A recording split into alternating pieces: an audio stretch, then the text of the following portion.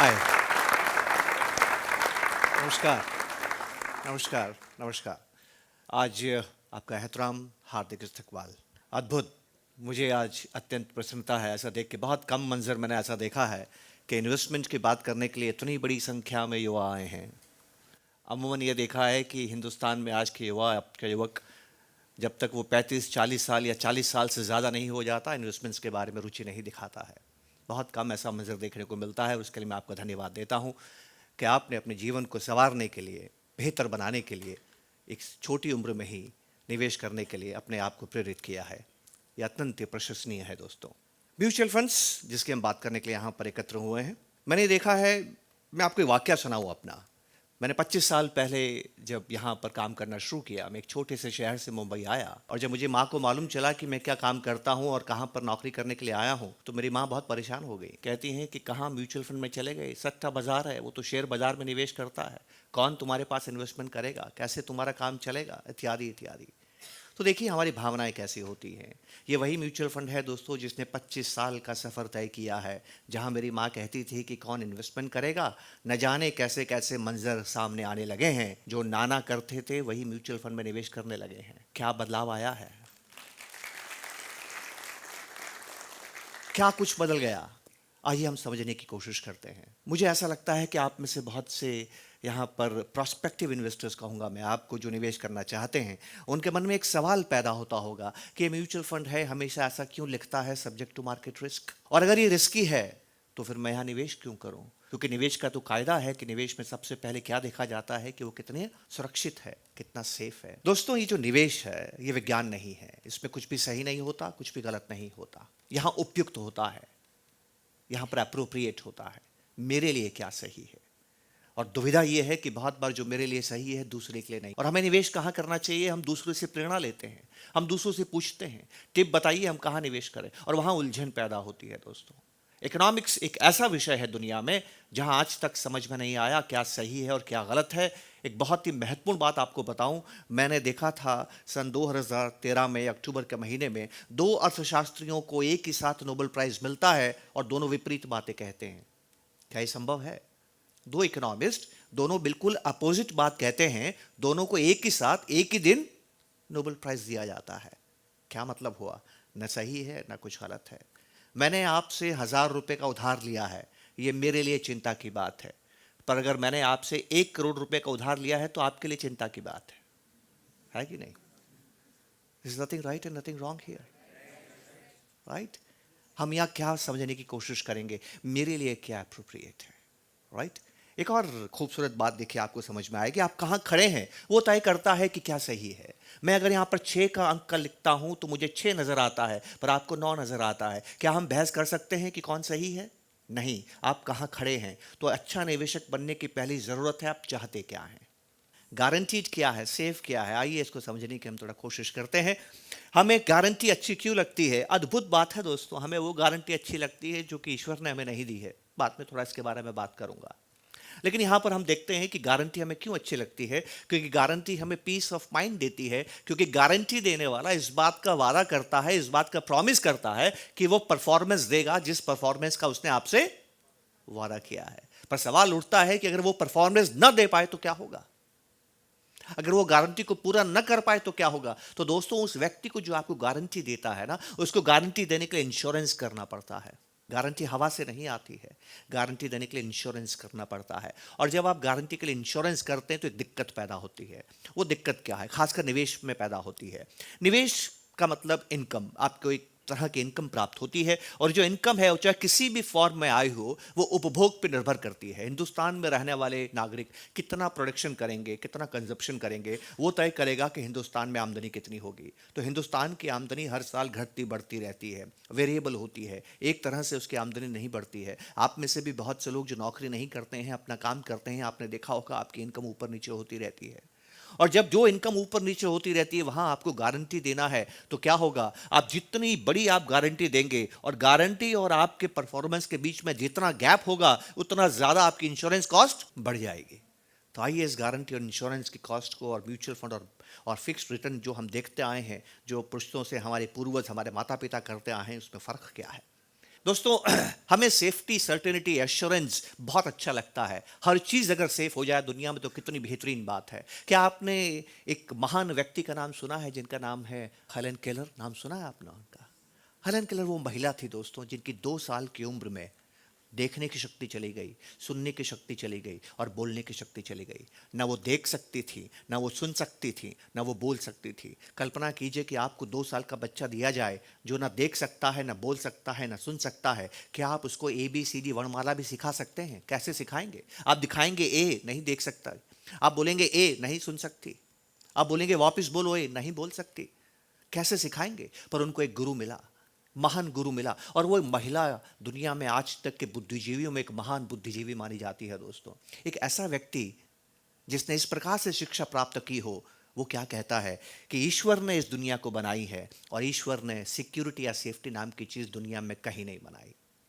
उनका कहने का मतलब यह है कि गारंटी, सिक्योरिटी, सेफ्टी जो खुदा नहीं बनाया, जो ईश्वर ने नहीं बनाया, वो इंसान कैसे दे सकता है? और वही हम ढूंढते हैं, वही हम ढूंढते हैं।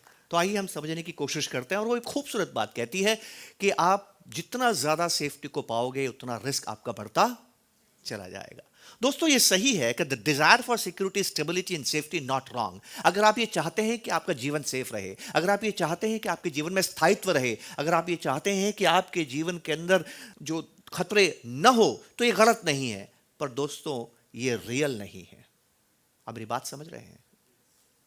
आप चाहते हैं कि मेरे जीवन में कभी भी कुछ कष्ट नहीं आए, मेरे जीवन में कभी परेशानी नहीं आए, मेरा जीवन सेफ रहे, ये चाहना, इसकी इच्छा रखना गलत नहीं है, पर ये दुनिया में है नहीं दोस्तों। It's not real. आप एक अनरियल बात को, जैसे एक बॉयफ्रेंड गर्लफ्रेंड को कहता है मैं तुम्हारे लिए चांद तोड़ के ला सकता हूँ, ये कुछ ऐसी बात है। चांद को चाहना बुरी बात नहीं है, पर वो रियल नहीं है। आप कैसे तोड़ के तो ला ही नहीं सकते, आप भले ही वहां पर जा सकते हैं, राइट? अब आप देखिए कि mutual funds why they do not give returns. तो सवाल ये उठता है दोस्तों कि हम म्यूचुअल फंड में क्यों आए? आप तो हमें रिटर्न्स की गारंटी नहीं देते हैं, आप तो हमें फिक्स रिटर्न नहीं देते हैं। यही तो सवाल है। तो जवाब, इसका सीधा साधा जवाब तो यह है, ईमानदारी भरा जवाब यह है कि अगर आपको फिक्स चाहिए, गारंटी चाहिए, तो बैंक है ना, फिर म्यूचुअल फंड में क्यों आ रहे हैं आप? हम म्यूचुअल फंड क्यों है? हम म्यूचुअल फंड इसलिए है कि हम बैंक नहीं है। बैंक का चरित्र तो हो नहीं सकता ना। अब बुआ जी के मूछे हो तो काका जी कैसे बनेंगे? काका अलग है और बुआ अलग है ना? म्यूचुअल फंड अलग है। म्यूचुअल फंड वो लक्ष्य नहीं करता है जो बैंक लक्ष्य करता है। तो दोनों में फर्क क्या है? ये तो मजाक की बात हुई, पर फिर भी हम समझते हैं कि म्यूचुअल फंड आपको गारंटी क्यों नहीं देता है। लेकिन एक मजेदार बात देखिए कि जो बैंक या कहीं पर भी जहां हमें फिक्स्ड रिटर्न मिलते हैं, वो फिक्स्ड रिटर्न होते हैं, सही बात है, पर क्या वो गारंटीड होते हैं? पता कीजिए। क्या वो गारंटीड होते हैं? पता कीजिए। जो डिपॉजिट्स आप कर रहे हैं बैंक में, वो फिक्स्ड रिटर्न है, मैं मंजूर करता हूं, पर क्या वो गारंटीड है? पता कीजिए। दोस्तों mutual fund aim higher returns, वो आपको सर्वाधिक रिटर्न देने की कोशिश करते हैं बिना एडिशनल रिस्क लिए। इस पे गौर कीजिएगा, इसको हम बोलते हैं रिस्क एडजस्टेड रिटर्न। दिए गए रिस्क पे सर्वाधिक रिटर्न एक इन्वेस्टर को क्या मिल सकता है, यही परम लक्ष्य म्यूचुअल फंड का होता है। तो म्यूचुअल फंड ने यह लक्ष्य क्यों बनाया? इसका बहुत बड़ा कारण है। पहला कारण, investors are generally locked in a relatively low rate of return. जब भी आप फिक्स्ड और गारंटीड रिटर्न की तरफ जाते हैं तो देखा यह गया है कि रिटर्न बहुत कम होता है। अगर वो रिटर्न ज्यादा है तो वो तभी हो पाएगा जब गवर्नमेंट उस रिटर्न को सब्सिडाइज्ड करती है, और दुनिया भर के अंदर गवर्नमेंट अब रिटर्न को सब्सिडाइज करने से बाहर निकल रही है। यहां तक कि सरकार ने अपने कर्मचारियों के लिए गारंटीड पेंशन देना भी बंद कर दिया है। तो भविष्य देखिए किस तरफ जा रहा है। ठीक है, दूसरी चीज ये समझिए, गारंटीड इनकम प्रोडक्ट्स बहुत पुअर लिक्विडिटी देते हैं। जिस भी रिटर्न में फिक्स्ड होगा, जो भी रिटर्न फिक्स्ड होगा, जो भी रिटर्न गारंटीड होगा, बहुधा आप देखेंगे कि उसमें लिक्विडिटी बहुत कमजोर होगी।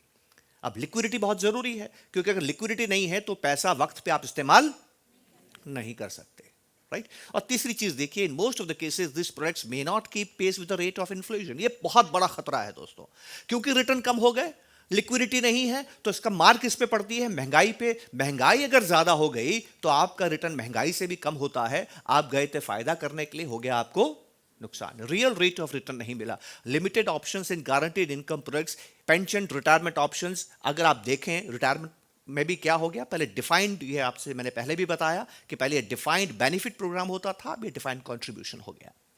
The combination of low interest rates and longer life, ये एक बहुत ध्यान से इस बात को समझिएगा दोस्तों, ये बहुत जबरदस्त बात है।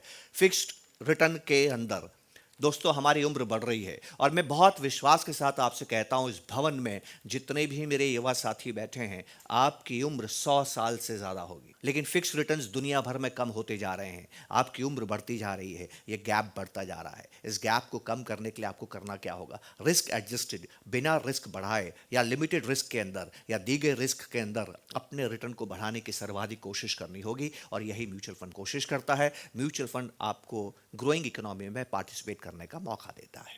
अब देखिए, म्यूचुअल फंड के अंदर हम क्यों लिखते हैं कि subject to market risk? Mutual fund आपके लिए निवेश करने का जरिया है, म्यूचुअल फंड निवेश करने का स्थान नहीं है। म्यूचुअल फंड डिपॉजिट्स में निवेश करता है, म्यूचुअल फंड स्टॉक्स में निवेश करता है, म्यूचुअल फंड बॉन्ड्स में निवेश करता है, म्यूचुअल फंड गोल्ड में निवेश करता है, ये एसेट्स है जिनमें निवेश करता है। पर म्यूचुअल फंड जब बॉन्ड्स में निवेश करता है तो बॉन्ड मार्केट में जाता है, म्यूचुअल फंड जब स्टॉक्स में निवेश करता है तो स्टॉक मार्केट में जाता है। मार्केट में रोजाना कारोबार होता है, मार्केट में रोजाना कारोबार होने से रोजाना भाव बदलते हैं, और जब रोजाना भाव बदलते हैं तो म्यूचुअल फंड जो निवेश किया है उनके एनएवीज बदलती हैं। इसलिए हम लिखते हैं कि mutual fund subject to market risk, right. इसका यह मतलब नहीं है कि वो रिस्क बढ़ गए, वोलेटिलिटी है, उतार चढ़ाव है। रिस्क तय होता है कि आपने कहां निवेश किया है, किस तरह के म्यूचुअल फंड में निवेश किया है। लिक्विड म्यूचुअल फंड में किया है तो बहुत ही कम रिस्क है, स्थायित्व बहुत ज्यादा है। बॉन्ड में किया है तो थोड़ा सा आपकी वोलेटिलिटी बढ़ जाती है। आपने स्टॉक्स में इन्वेस्टमेंट किया है तो और ज़्यादा वोलेटिलिटी बढ़ जाती है। आपने सेक्टरल स्टॉक्स में निवेश किया है तो और भी ज़्यादा वोलेटिलिटी बढ़ जाती है। तो आप तय कर सकते हैं कि आपको किस तरह का म्यूचुअल फंड में निवेश चाहिए, और म्यूचुअल फंड अच्छा कार्य कर रहा है कि नहीं, इसके लिए बहुत खूबसूरत बात है। बैंक में आपको कभी मालूम नहीं चलता है कि बैंक कार्य निष्पादन कैसा कर रहा है, बैंक कैसा काम कर रहा है। बैंक में जो एनपीएस आज की तारीख में आप देख रहे हैं, ये निवेश कई सालों पहले किया गया है, हमें खबर नहीं लगी, आज हमें खबर लगती है। पर म्यूचुअल फंड कैसा काम करता है, आप उसमें नियंत्रण रखने के लिए आपको एक बहुत बड़ी सुविधा दी गई है। कानून ये कहता है, रेगुलेटर ये कहता है कि म्यूचुअल फंड को अपनी एनएवीज दैनिक स्तर पे घोषित करनी होगी। तो म्यूचुअल फंड ने बाजार में गिरावट क्या आई और म्यूचुअल फंड में गिरावट क्या आई, आप तुरंत देख सकते हैं, और आप ये तय कर सकते हैं कि म्यूचुअल फंड अच्छा काम कर रहा है या अच्छा काम नहीं कर रहा है।